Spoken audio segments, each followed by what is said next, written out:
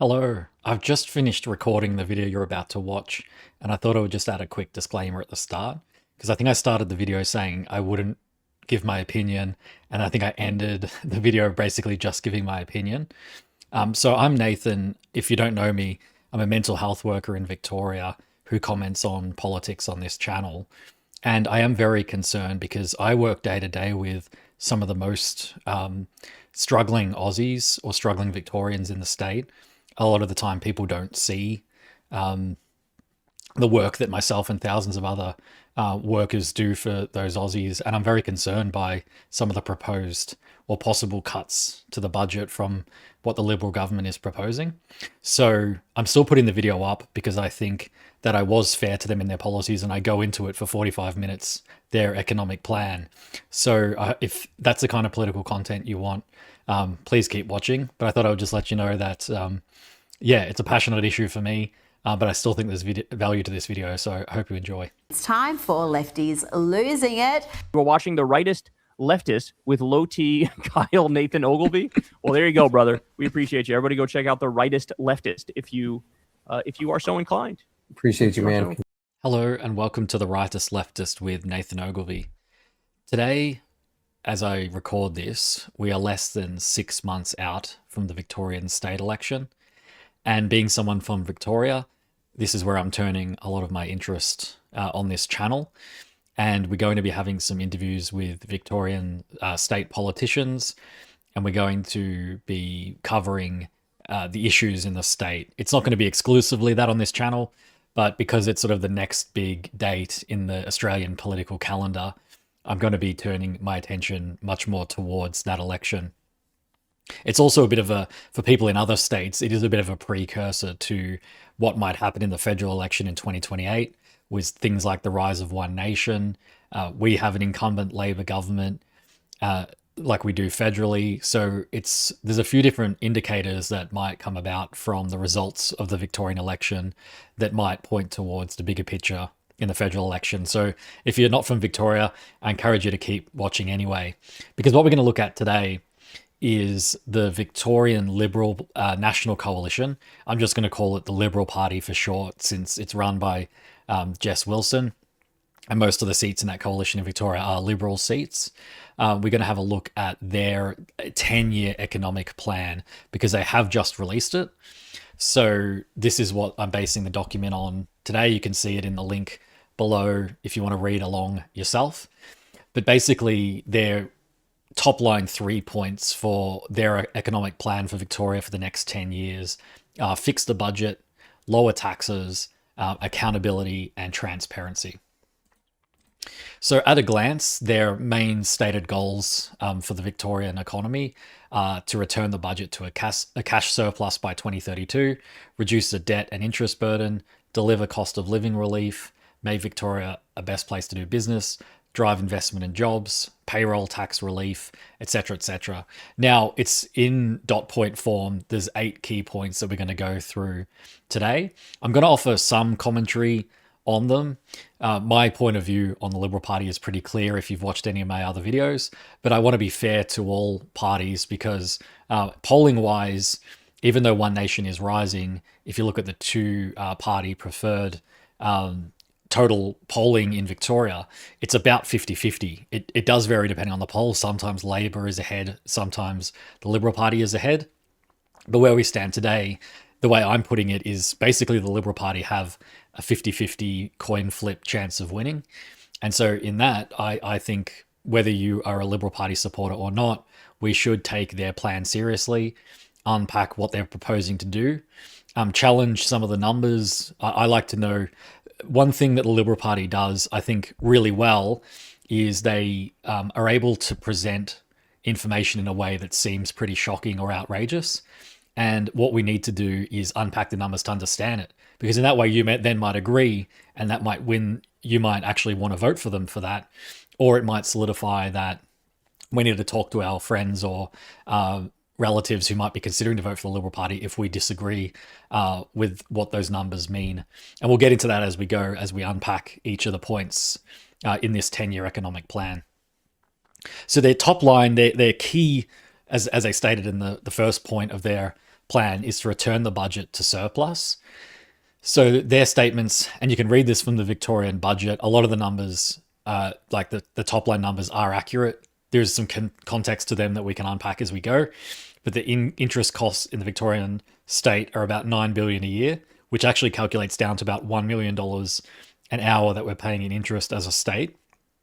And their point of view is that they think that money should be funding services like police, nurses, teachers, and providing resource to our AMBOs and fireys, building roads, hospitals, and schools. So their whole point is that the debt is out of control, or the interest that we're paying on the debt is so much that if we were to lower it, that money can then be redirected at those services.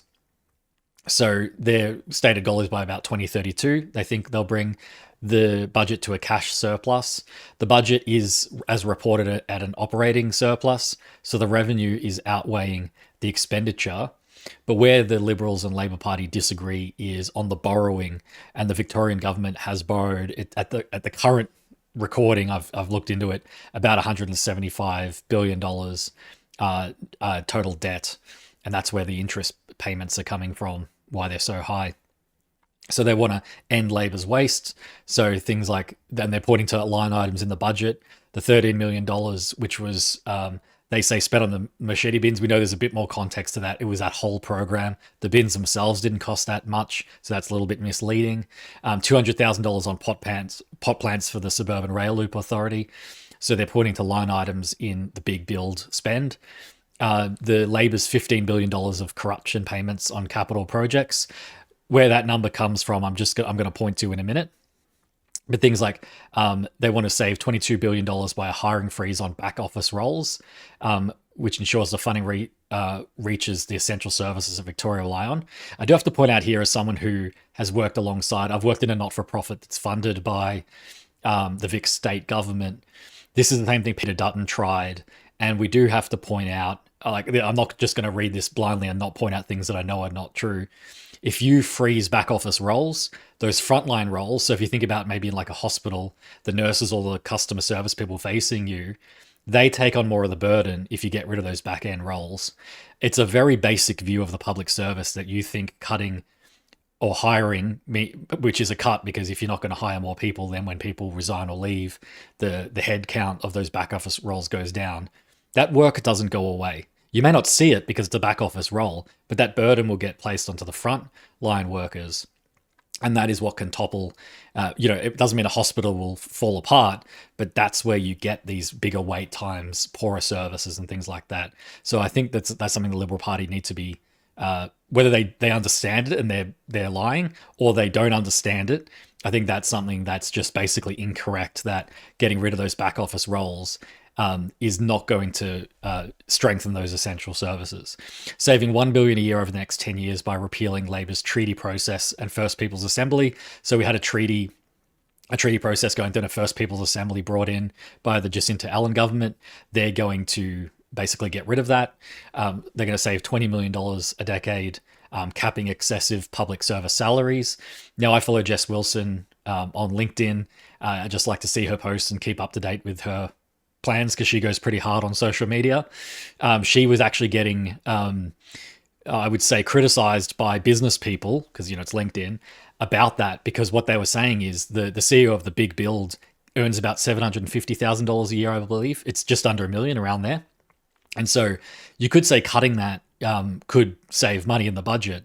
The issue is, as people were pointing out, those roles are underpaid comparable to a private CEO. So in order to attract the talent or the people that are actually competent to deliver, you need to offer a certain amount of salary. Now, we might not, that's a very high salary when you hear it as one person, but it's much lower than a comparable private CEO who could be earning well over $1 million for a big infrastructure project like that.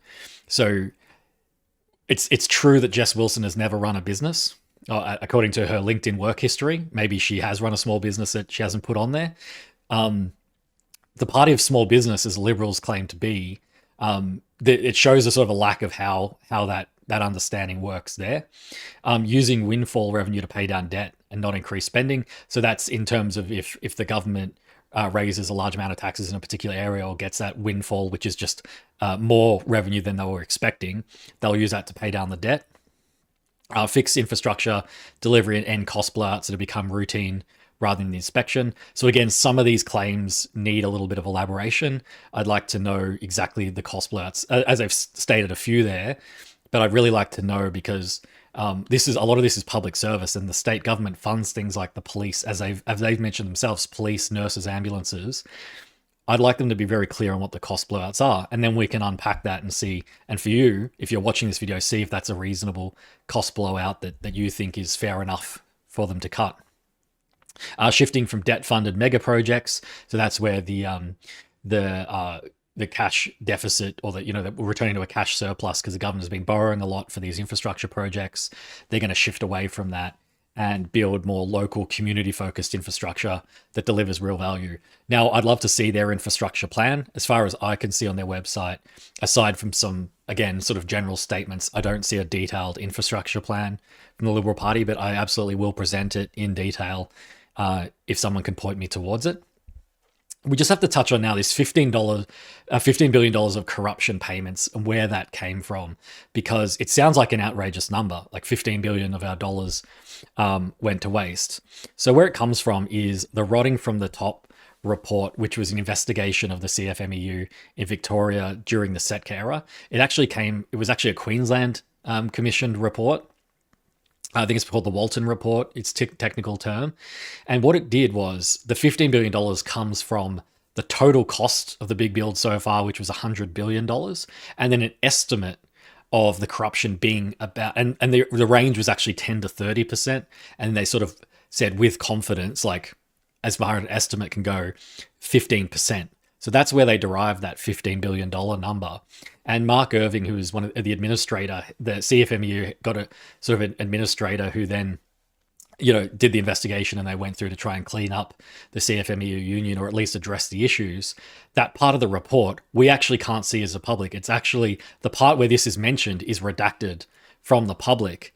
And one of the reasons this part was asked to be redacted is because it's not a reliable number. And the Liberal Party are just reporting it like it's like, if you just look at the wording of it, the way they state it, 15 billion of corruption payments on capital projects. I know that the misinformation laws didn't go through and all of that, but I'm almost at the point of saying that's basically, if it's not just direct misinformation, it's very misleading. They should at least have to say estimated, or at least explain where, like an asterisk, and explain where that $15 billion number came from. Because yes, it sounds outrageous. $15 billion of public money going missing is outrageous, but it's not exactly, it's an estimate. It's not a confirmed number. There's no transaction. There's no proof of transactions of $15 billion coming out of the public fund. Now and as we're going to get to in a couple of other points, I actually think the Liberals have some really good ideas around this. And I'd love to see them implement them if they do get in. I'm not saying all of this is bad, but I really think that $15 billion number being presented as just a straight fact like that is totally misleading from where it was actually calculated. Their second pillar is reducing the cost of living. So they say that the Victorians are paying more because the budget has been used as an ATM with no limit, racking up debt, while taxes, fees, charges, and levels have all increased to fill holes in the budget. So let's make no mistake about this. This is an austerity budget. So they're not going to use that word because it's so unpopular. Like the UK is in the problems it has now because it's in a state of austerity. And austerity is when the economy is taking a downturn and people are struggling. The government cuts back spending. They often deregulate as well, in the hope that the private market will pick up the slack of the public service. And the people at the bottom who are struggling, who rely on those services that get cut, are the ones that suffer the most. This is an austerity budget, whether the Liberals are going to say that word or not. I know that's a sort of a word that the general public probably like, well, what's austerity? So maybe we need to find a better way to explain it. But they're saying it themselves. This is a cut tax, deregulate budget. So what they're going to, the things that they're going to cut is the emergency services tax on the family home. Now, big disclosure here. I actually looked up, so that gets paid through the council rates. And this money, the emergency service tax, goes to fund these emergency services. And they talked about how the Vic government has cut the funding for the CFA, which is a county fire authority. they're proposing to cut this tax. So I actually looked up my own. We pay it through our council rates. So I'm okay to admit this. This was last year's financial year, so 2025. My house was valued at $725,000. So if my house is valued at $725,000, now I don't own it outright. I'm paying a mortgage, so I don't. That's not, and that's shared with, my wife. It's not just my asset. But how much do you think the emergency services levy would be on a property? Because basically, they get the value of your property and times it by a multiplier, and then that's how they work out your emergency services tax. My grand total of $261.43. So having a house, and I calculated a house at $1 million, how much you would have to pay of the emergency service tax on your family home if you have $1 million house, $309. So maybe other councils, because this is a council rate, maybe that's different. I doubt that it is. I mean, we can compare rates if someone else wants to bring out their rates and do it. But really, I even think that should be doubled, to be honest. Like, this is for our emergency services. Across the road from us, we had this big fire we live close by to the freeway, and there was a big fire near our house 2 years in a row. And I'm sure the fire, obviously the fire brigade attended to put that out. And that fire was coming towards our house and could well have destroyed our house if those fire services weren't there to have dealt with it. So why shouldn't homeowners pay that emergency services tax? And this is one of the core things I think that I'd like to have this discussion about. I'm giving my point of view, but I'd like to hear all your points of view too, is that they make this assumption that asset owners shouldn't have to pay part of, contribute to the public services that we all use. I'm sure their argument is that they'd prefer to pay from servicing the debt, but why not have this tax as well? Since we're homeowners, we can afford it. $261 of my yearly fee, I'm more than happy for that to go towards firefighters and police and ambulances. I mean, it just seems like common sense. Exempting the first home buyers from stamp duty up to $1 million. Now that one actually benefits people, that are up to $1 million sounds like a lot, but given house prices, especially in Victoria, it's actually not that much. It's about the average. So that's benefiting people below the average, and especially first home buyers. So that one sounds like a pretty reasonable, but they also would need to explain, because stamp duty does fund a lot of the government services too, brings in a lot of revenue. That's obviously going to have to come from somewhere. Something's going to have to be cut for that. Now, land tax relief. Land tax is paid on vacant property. I believe it's either the 1st or the 30th of December is when. So I think it's when your house is vacant on the 31st. I believe it's like the last day of the year. Your house, you got vacant land, you have to pay the tax. Now, I don't know, they haven't really broken that down, but things like Coles and Woolies, big corporations that land bank, and land banking is when you just keep land either to keep out the competition or to just let the land grow in value on its own when it could be productive. Like, people could be building a house on that. I think if they apply the land tax to everyone, that actually does in the long run benefit big corporations who do that land banking. If it's just for people that maybe it's like they own a home and it's their first investment property and they got this empty block and they're going to build on it and there's plans in place, maybe exempting that. But I'd like to know, is it land tax relief for like Coles and Woolies who land bank with these sometimes tens of $1 million blocks of land? Abolishing the schools tax. Now, the schools tax is a funny one because what I believe they're referring to, I had to look into this, but there's a payroll tax in Victoria. And so if you're a business and your wage bill, so the amount you pay in wages exceeds $1 million, you have to pay payroll tax, and it's about 5 to 7% roughly. Government schools have to pay it. So if you're a public school, they have to pay that payroll tax. And also non-government schools. Now, non-government school, there are like Christian schools and like special schools and things like that, but it's a fancy way of saying private schools. So what they're trying to do is get rid of private schools, and they calculate that by schools that have a total income of students over $15,000 are trying to make. So that means, that parents are paying yearly fees over that amount per student. They're trying to abolish those schools having to pay the payroll tax. So it's a direct tax that benefits people. And I mean, I know I've got my private school class traders watching me. I know who you all are, but the parents who can afford that, this is like the austerity. It's like the wealthier people getting tax relief. So you can make your decision on whether that's something that we should abolish or not. removing the GP tax. I had to go a bit down a rabbit hole to figure this one out. So again, it applies to the payroll tax, and a lot of GPs hire independent contractors, and apparently, so it's about the tax on the payroll. So the idea that GP clinics shouldn't have to pay payroll tax for their contractors. I work in the psychology field. I don't really even know that many practices that would reach the level of having to pay that tax, because often most group practices are fairly small, or with the contractor model, they're not employees. So I haven't really delved into what they're talking about with that GP tax, because most of them use a contractor framework. Now, if the government does make them pay payroll tax on paying contractors, that doesn't really make sense, because the contractors technically invoice the clinic. So that one I'm going to look into more and see what the Liberals are talking about with that. But look, I do think it's probably fair that in essential health services, not having to pay a payroll tax could be fair. But then when you get to huge businesses like hospitals and things, that's where a huge amount of the money with those huge employers it comes from. So that one, I'm not really clear if that's what they're referring to with that GP tax. But again, GP tax sounds scary. All right, I'm going to go with this one. Again, I'm not trying to get too commentary on this, but this one I actually do agree with. So what they're claiming, what they're trying to aim for with their transparency is they want to bring in a charter of budget honesty, and their plan is for that to restore confidence in public finances. So they want to legislate a charter of budget honesty, and it'll make the governments deliver clear, accurate financial reports to restore that trust in government.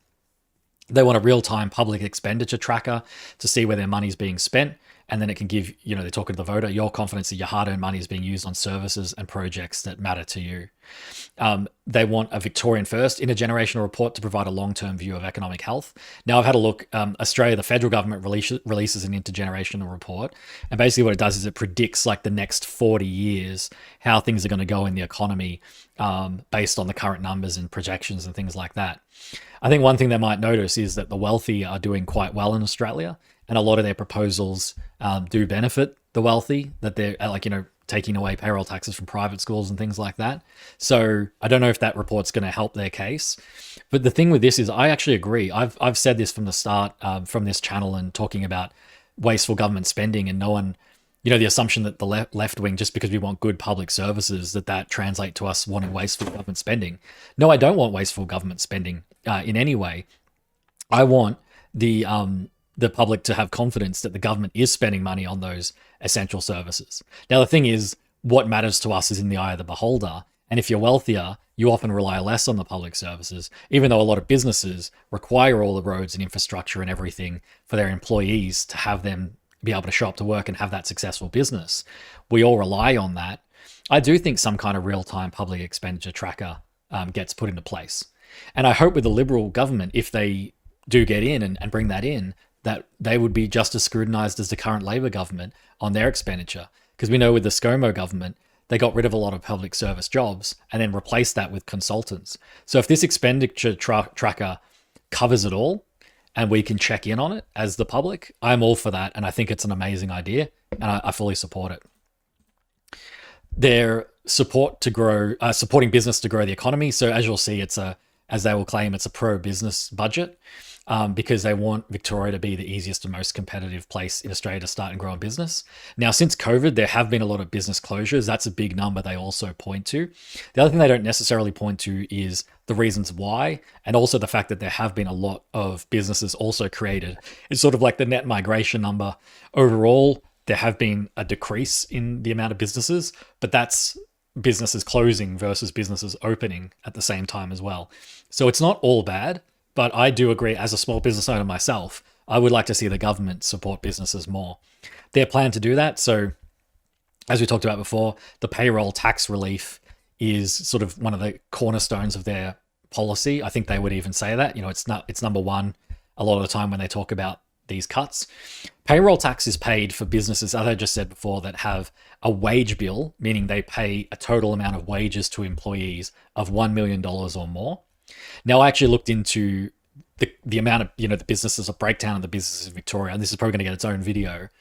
Have a guess, just before I tell you, how many businesses you think pay payroll tax. So first of all, they have to have employees, so it excludes all sole traders, and the wage bill has to be over $1 million. So that would probably, if we're taking the average Australian salary, 12 to 15 employees before they start paying payroll tax. It's about 4% of businesses. So this I think we need to communicate. And I mean, if it's Labor's job, this is, I'm a commentator here, just commentating on the policy, but I would not be paying the payroll tax as a small business owner. And I think a lot of business owners, they probably know it, but it's a really, really small amount. And those small amounts are usually the big businesses, like you think of some of the hospitals and things that have employees in the hundreds or thousands. They're the ones that pay the payroll tax. And again, I think it's fair enough because they use a lot of the public infrastructure. They use much more than I would as a small business owner, should have to pay that, I think. Reduce the burden of land tax. Again, we've covered that. That's businesses. So my question, I guess, is for Liberal people, if anyone's watching, the burden of land tax. So are we suggesting that, the land banking from Coles and Woolies, we shouldn't be taxing those companies that just sit on that land and let it appreciate in value rather than turning it into, another business that could build a shop for another business rather than some company just sitting on it so someone else can't come in and build on it. Reducing red tape that slows investment and stifles innovation. I'd like to know what the red tape is. I have some ideas, especially in the healthcare industry, of red tape that I would like to see removed. But the thing is, some of the red tape, again, got a connotation of negativity. Some regulations, like if you look into the healthcare, there's AHPRA, the Australian Health Practitioners Regulation Agency. Now that is federal, but that protects the public from dodgy health practitioners. So the idea that, I hope what they're not suggesting is, regulations equal bad. It's certain regulations definitely are burdensome. I would like the Liberal Party to be specific on what those are.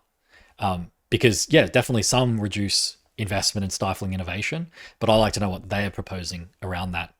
I mean, drive investment and jobs. I mean, I think we all agree with that. Again, I would like to know a little bit more on their plan of how they actually plan to do that.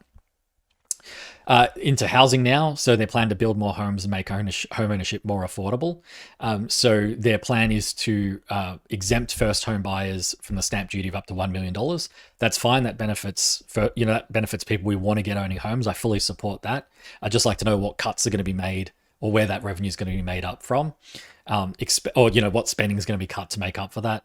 They want to expand the capital city zone to support sensible density. And this is the key problem that the Liberals have is a lot of their support is in the cities and suburbs. And you might have heard the terms NIMBY, not in my backyard, which means like those kind of wealthier people that they say they want they say they want better housing and stuff. But then when it comes to building like a multi-story tower, there's one in Elstonwick that I'm actually not updated. I don't know if it's actually going ahead or it did get cancelled. It was going to be a multi-level thing. It was actually, I think, owned by Wesfarmers or Woolworths. It was going to be a multi-story thing next to these old sort of houses that have been there probably like close to 100 years. So the NIMBYs sort of, I think, at least kicked up a fuss. I know it was a huge battle to get that development stopped. So their solution, they're trying to do the balance because they're saying they want home ownership to be more affordable and building more supply. They're all about the supply side. So rather than do it in people's backyard, like in the inner city suburbs and build the towers, they want to expand the capital city zone. So their plan is to build outward, which to be fair, I think Labor is already doing because we have a lot of these growth areas. So they want to release the land in the growth areas. They want to, again, scrap regulations. Now, a question for me is what regulations, like is that environmental regulations? Because look, there's a genuine debate to be made about that we do want housing developments, but we also don't want to destroy the natural environment at the same time. It's a delicate balance. And so that's stopping home building in greenfield areas. Greenfield areas is kind of like where I am, sort of out in the outer suburbs, which is sort of basically old, it's sort of like rural land that it's not really profitable for the farmers. It's just huge vacant blocks of land, and they can basically build whole estates and suburbs on. So they want to scrap the regulations to get more approval and planning and developments out there. So again, not inherently a bad idea. It's just, again, comes down to they're not really focused, it sounds like, on inner city, higher density development. It's much more build out the suburbs and build out that infrastructure and reduce the regulations to do that. Okay, investing in people. So it's a two-part policy there. So they want to equip Victoria for the future with advanced jobs in manufacturing and technology and align training with the needs of industry. So again, I'd like to see specifics on that, because the way that reads to me is the little policy by the Labor government called A Future Made in Australia. And if you just read, I won't even comment, you just read the words of that policy. They're setting up Labor, and they've already done this. So this was their proposal in 2025. The National Reconstruction Fund to invest in local manufacturing, secure the future of Australians, steel and aluminium resources, the critical minerals, and invest to deliver a new generation of manufacturing jobs in their suburbs and regions, building clean energy technology like solar panels and wind turbines. So you might disagree with the net zero clean energy part of the investment, but are the Victorian Liberals supporting the Labor Party Future Made in Australia plan, which the way it's worded looks exactly like something they would support. And this is where it's like, they get the label no-alition. I don't think, if they take this idea that they have to oppose Labor on everything, that it's black and white, Liberals good, Labor bad, I do think, this is on, the political psychology of voters, I think that actually harms them in the eyes of a lot of the population. It's the same with the Greens as seeing obstructors. Maybe the Liberals could just say, yeah, look, Future Made in Australia is a pretty good plan. None of them federally voted for it, and this is a state level.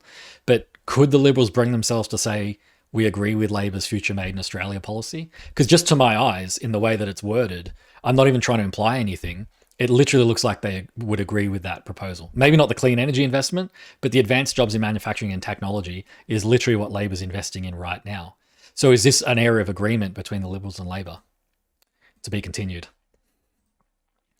Delivering local infrastructure. So this is a big focus of the Liberal Party as well, because the Labor, I think unquestionably, whether you agree with the projects or not, have delivered a lot on what they said they were going to do. I would say infrastructure, especially in Victoria, is Labor's, aside from maybe healthcare and education, those are the top three: infrastructure, healthcare, education, and arguably infrastructure being their number one delivery. So their projects like the Suburban Rail Loop, Northeast Link, Westgate Metro tunnels. Now, again, the coalition's claim about the billions being poured into these projects that have gone over budget and over time. I mean, let's look at the NBN if we want to talk about Liberals running things too. I mean, Labor kind of mismanaged that as well.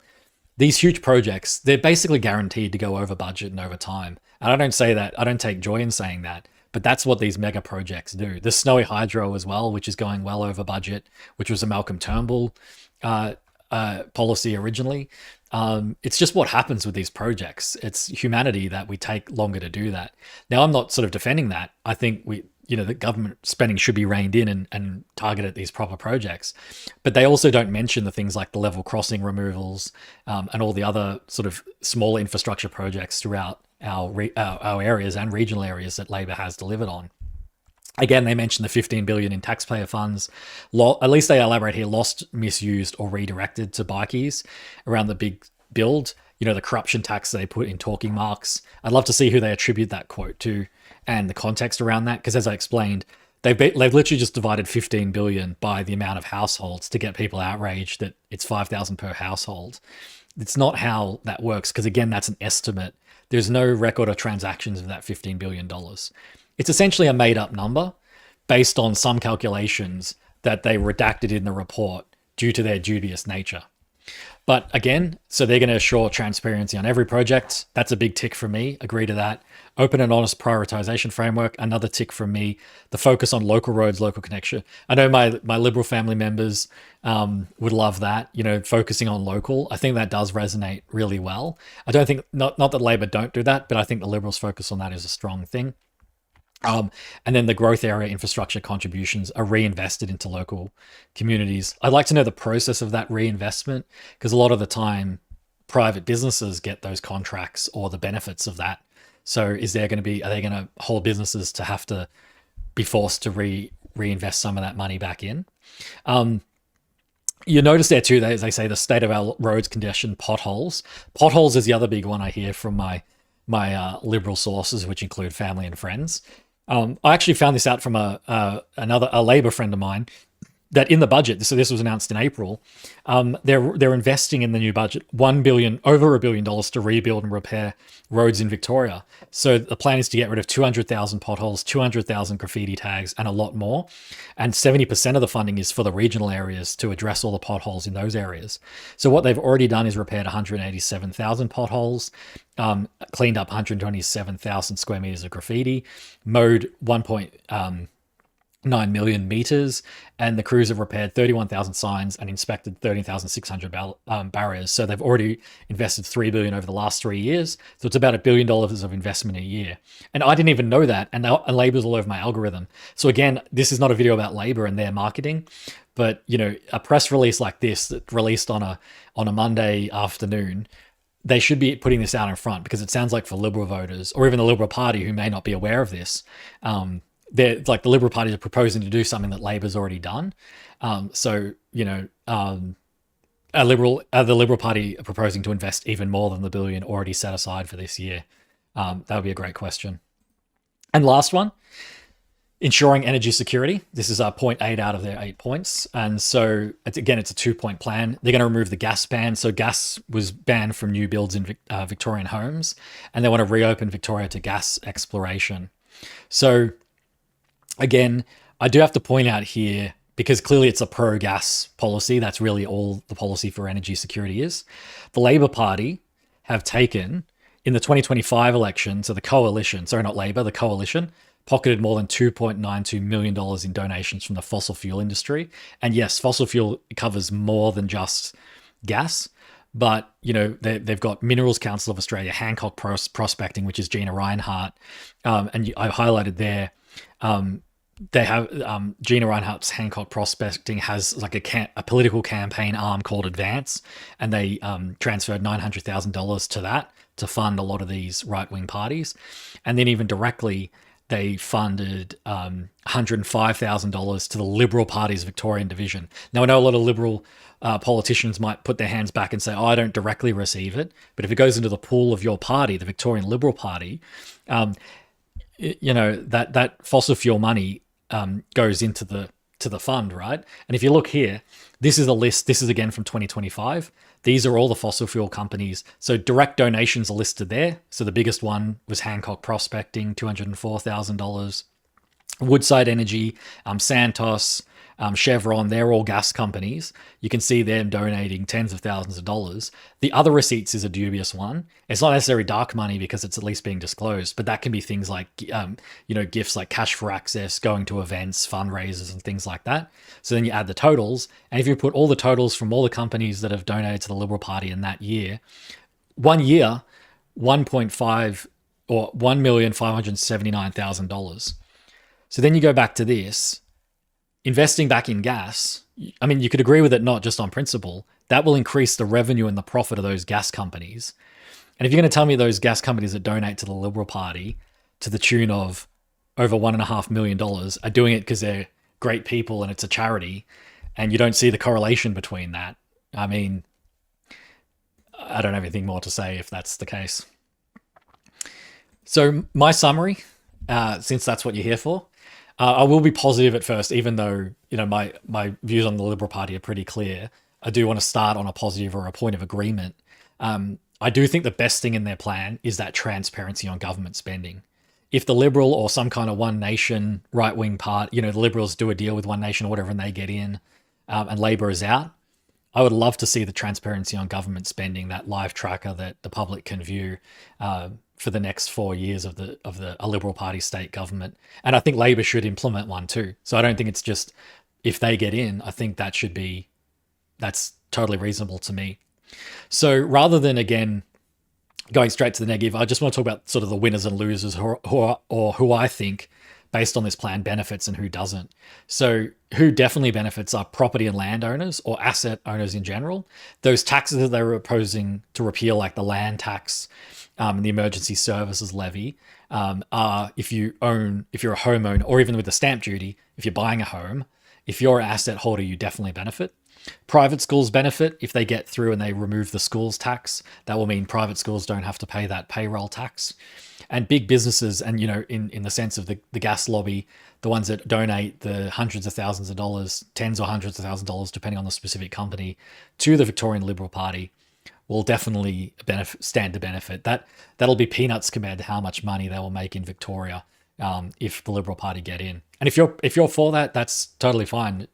I'm not making the assumption that we're all against fossil fuels, but those fossil fuel companies are definitely, especially the gas companies, are going to be in for one big payday over the next 4 years. A pay 4 years, not a payday.